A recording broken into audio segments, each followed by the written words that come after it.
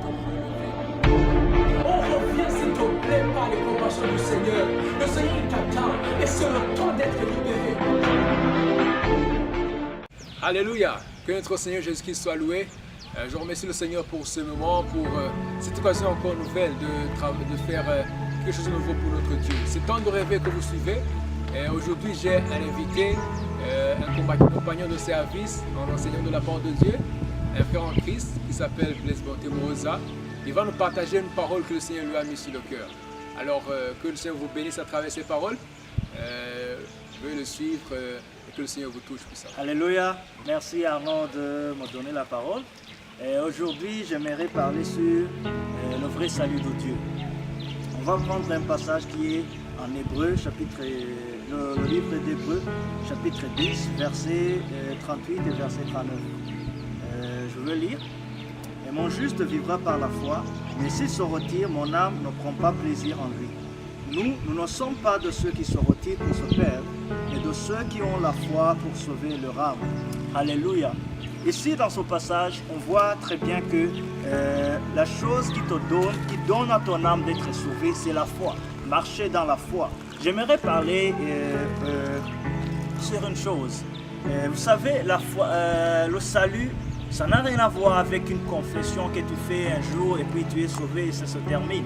Mais la foi, le salut, c'est la foi quotidienne, c'est la foi de chaque jour.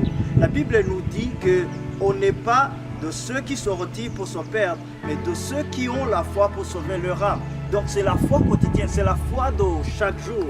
Le vrai salut que j'aimerais parler aujourd'hui, c'est en rapport à la connaissance de Dieu. La Bible dit en Hébreu chapitre 11, verset 4, 5, 6, c'est là où on nous parle de celui qui plaît au Seigneur. C'est celui qui a la foi dans son cœur. Alléluia. Donc, ça veut dire que la foi de chaque jour, c'est ce qui amène au salut dans ton cœur. C'est ce qui te garde dans ton salut. Donc, quand tu ne vis pas dans la foi, quand tu ne marches pas dans la foi, tu ne peux pas plaire au Seigneur. En d'autres mots, tu as perdu le salut. Ou bien, tu n'es pas dans le salut, tu n'expérimentes pas le salut. J'aimerais aussi lire sur un passage qui se trouve dans l'évangile de Jean, chapitre 17. Jean chapitre 17, là où on parle sur la vie éternelle. En fait, le salut, c'est comme une porte qui te fait entrer dans la vie éternelle. Chapitre 17, verset 3. Je vais lire.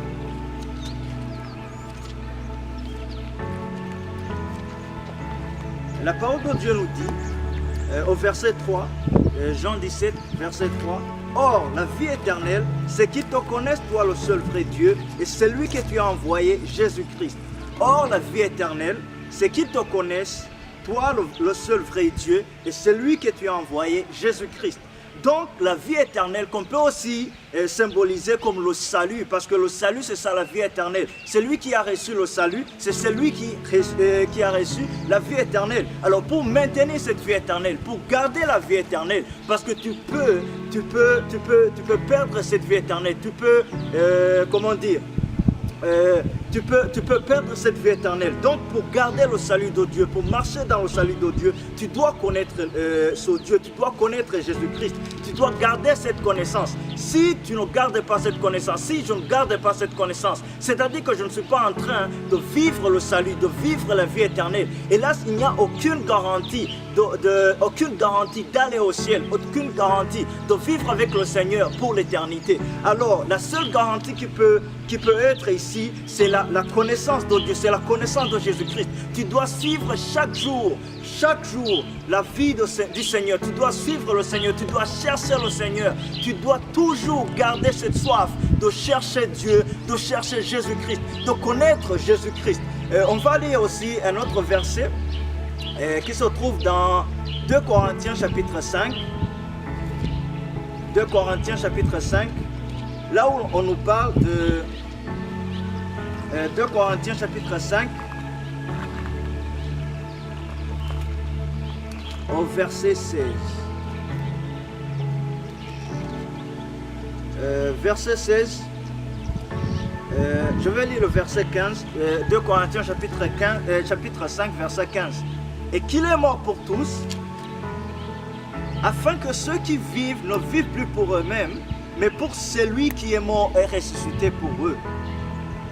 Et qu'il est mort pour tous, afin que ceux qui vivent ne vivent plus pour eux-mêmes, mais pour celui qui est mort et ressuscité pour eux.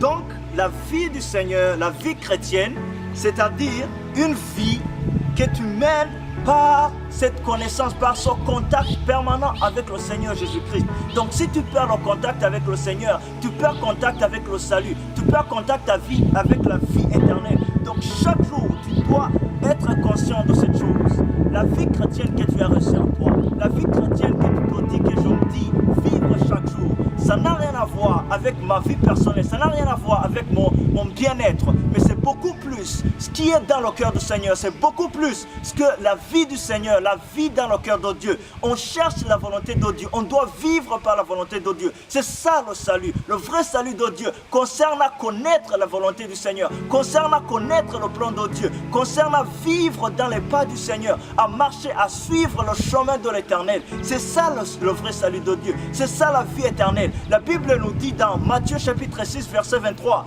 cherche premièrement le royaume de Dieu et tout va suivre après.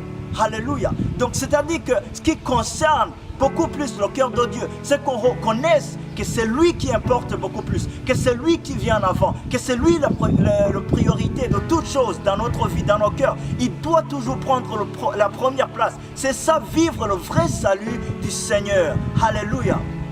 Et j'aimerais prier en conclusion par rapport à ce message. Je sais très bien que si vraiment vous m'écoutez, le Saint-Esprit est là pour nous inspirer encore plus, pour nous expliquer encore, pour nous enseigner encore plus, afin d'être profond dans ce salut, parce que c'est très très important par rapport à notre génération. Seigneur, je te remercie pour cette parole. Merci Père éternel, parce que tu nous enseignes chaque jour. Merci pour ton esprit qui nous encourage, qui nous fortifie, qui nous inspire. Seigneur, je prie afin que tu puisses garder toujours nos cœurs près de toi. Seigneur Jésus-Christ, Père éternel des armées, je te prie Seigneur, puisses-tu, éternel des armées, toucher nos cœurs. Puisses-tu, Seigneur Dieu, nous attirer toujours vers toi, qu'on n'abandonne jamais ton salut, qu'on n'abandonne jamais, Seigneur Dieu, cette vie éternelle, qu'on n'abandonne jamais, éternel des armées, ta connaissance, mais que par ton esprit, tu nous encourages, tu nous fortifies à chercher toujours ta face, afin qu'on puisse mûrir, Seigneur Dieu, par rapport à cette vie éternelle, afin qu'on puisse puiser encore et encore, Seigneur Dieu, le salut de Dieu que tu nous as donné par ton esprit. Éternel des armées, sois glorifié, Père. Touche chaque personne qui suit ce programme. Éternel, que ton esprit arrive là où il est, Seigneur, pour toucher son cœur, pour inspirer son cœur, pour attacher son cœur à toi, à ta volonté, à ton désir, Seigneur. Que tu sois la priorité de nos cœurs, que tu sois, Seigneur, celui qui importe beaucoup dans nos cœurs plus que toute autre chose. Je te glorifie. C'est dans le nom puissant de Jésus-Christ que je prie. Amen. Je remercie le Seigneur pour ce message. J'espère que vous avez été touchés. Et on se dit à la semaine prochaine. Temps de réveil, réveille-toi. À la semaine prochaine.